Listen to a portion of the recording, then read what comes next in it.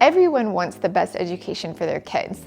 I have 2 kids of my own, and when we were looking at buying our personal home, education was at the top of my list, so I get where you're coming from. My team and I have helped hundreds of people make the move to Georgia, and education is one of the top factors that we talk about when they're thinking about making a move to Georgia.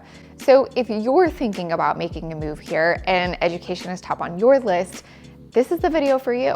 You may or may not know this, but realtors are held to a code of ethics that states legally we're not allowed to talk about race or crimes or education.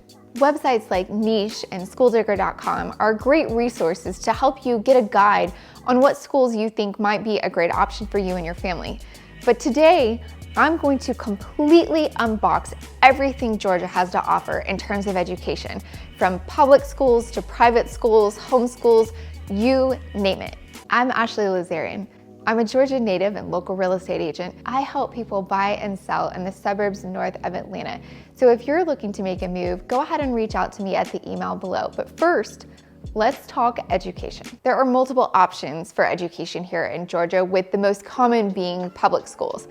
These are going to be free to send your kids to, but we're paying for them in our taxes until you're either 62 or 65. That really just depends on the county that you're living on when you can get that senior reduction. As a whole, Georgia has always been known for having great schools, but I'm here to tell you that the ratings are not the end all be all. According to niche.com, the top 10 high schools of Georgia are spread throughout the state, with quite a few being right here in the north suburbs that we talk a lot about on this channel. We've got your traditional public schools, but then you also have STEM and STEAM schools. You're gonna really notice these more coming in middle school and high school. These schools are more hands-on. I know a couple of the schools have large labs in them, and these schools are gonna be focusing more on science, mathematics, engineering, technology, and those types of environments. There are also IB schools. Most of the time when people call in and they're looking for an IB school, they've probably already done their research, because there is just a small handful of IB schools, with South Forsyth and Cumming being one of those. An IB program is going to be the most rigorous academic program that a student can be involved with.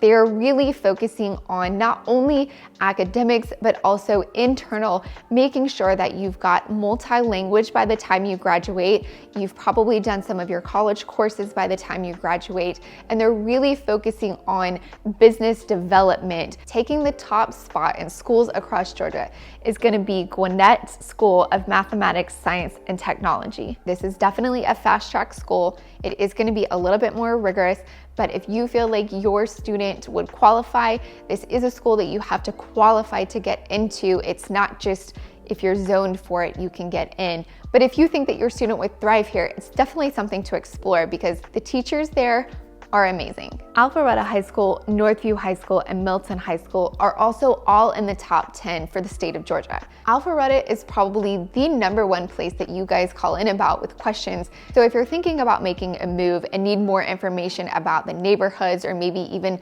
Suwanee versus Alpharetta, because I get that question a lot, make sure you check out this video here where I did a comparison of the 2 cities. Speaking of Suwanee, Georgia, North Gwinnett High School is located in Suwanee, and that is one of the schools that I often get questions about. Many people seek out this school, and while it has fantastic ratings, it's actually not in the top 10. One of the things that is really popular about North Gwinnett High School, and I've heard multiple parents talk about, is the autism program. So they have a fantastic autism program at the high school, and that drips down into Level Creek Elementary. So if you have a student that has special needs, this is really a highly rated school among parents' conversations that I hear, and they say that they just do a fantastic job there. All of the schools that we've talked about so far are county-run schools. So you also have city-run schools, for instance, Jefferson City or Beaufort City. Originally, these were a little bit smaller schools. They have grown to be pretty much the size of other schools. I can tell you that a lot of people that see Beaufort High School, that was just completed a couple years ago, actually ask, what college campus is that? It's not a college, it's a high school. Here there's gonna be more parent voting, parents having a say in some of the things that go on within the school. There's also going to be stricter policies. Beaufort has a dress code that the kids are expected to abide by. At one point, you could tuition in. However, because of recent growth and how many new construction neighborhoods are going up in the area, they have actually canceled that, and you can no longer tuition in. There are multiple schools within each city, so you could have a really high-ranking school on one side, and then you drive 5-6 miles down the street and you have a school that is not as highly ranked. So if education is something that is extremely important on your list, when we talk about making your move, we need to be tailoring our search not only to the area, but more looking at school districts. Public schools are not the only option. There are quite a few of my clients that have chosen to go the route of private schools. Now, I will say that there is a handful that I hear repeated often. People just tend to gravitate towards them. Greater Atlanta Christian, Woodward, Hebron Academy, those are ones that you're going to hear repeated over and over. With private schools, one of the benefits that I consistently hear parents talking about is the student to teacher ratio. So with the public schools that I talked about, you're realistically most of the time going to be looking at a 25 student to 1 teacher ratio. With some of the private schools, you're going to be looking at much smaller numbers. Now, schools like Greater Atlanta Christian are massive, so they're not going to have the 25 to 1, but they are going to have a little bit more compared to some of the smaller private schools where you're looking at maybe a 12 to 1 student teacher ratio. The challenge sometimes can be that these come at a cost.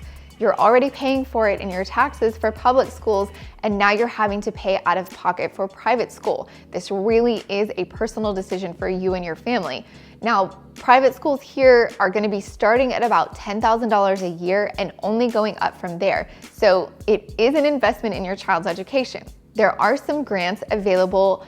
Every school is different. You submit your taxes to them, and then you can sometimes get a grant to help offset some of that tuition. Another option that we have here in Georgia is hybrid schools. I thought that this was an option everywhere, but as I've talked to clients when they're moving into the state, come to find out, there are places that don't have hybrid schools, so I want to make sure that you understand what this is. A hybrid school is where you're literally doing a little bit of both. You're going to a school a couple of days a week, and then you're doing homeschool a couple of days a week. There are a lot of parents that said that they really wanted to do a homeschool option, but they just don't have the time, or maybe they felt like they weren't going to give the best education. So a hybrid kind of helped them with that, because what happens is your kid will go in, say Monday, Wednesday, Friday, to the school. They're still getting the academics with a teacher for those specific courses, and then the work is being sent home so that on Tuesdays and Thursdays when they're home, they have the curriculum right there that they're going to be doing. Some of these hybrid schools actually have a traditional model as well. I know there's schools like Fidelis, Linear Christian Academy, Ardios Academy, where you could go for the full 5 days, or you can opt to do the hybrid program where they go in a couple of days a week and then they're at home a couple of days a week with you. I was reading an article recently and I was surprised to see that during the last school year, the number of children that are homeschooled is up 51% compared to 2018. Now, I know that that's a couple of years gap. However, 51% is a pretty big number. Georgia is a state that has a lot of parents that have chosen to do the homeschool option. So you have your traditional homeschool where it's just you and your kids. I know there's a lot of co-ops, which are homeschool groups that get together. They take different field trips, maybe to Fernbank or going to the zoo. A lot of times they'll get together at the parks and do their schoolwork there. And I think it's really interesting. One of the groups I actually went and talked to just to get some more information for this video, and they really play on each parent's strengths. So if somebody is really good at English, maybe they teach the group English, and another parent is great at math, so they will teach that group math. At the end of the day, choosing your child's education is an extremely personal decision. I'm here to share information and hopefully answer any questions that I can, and I hope this video did just that. I strongly encourage you to get on some of the local Facebook groups, See what parents that are actually in the schools have to say. Call the schools that you're thinking about and ask for a tour. Even if you've narrowed it down to a specific neighborhoods, drive through the neighborhoods as kids are getting off the bus and parents are picking them up just to see everybody in action. After all, making a move is a big deal, especially when you're involving the children. Click on any of my videos below to explore more of the suburbs of Georgia. Make sure you subscribe, and I'll see you next week.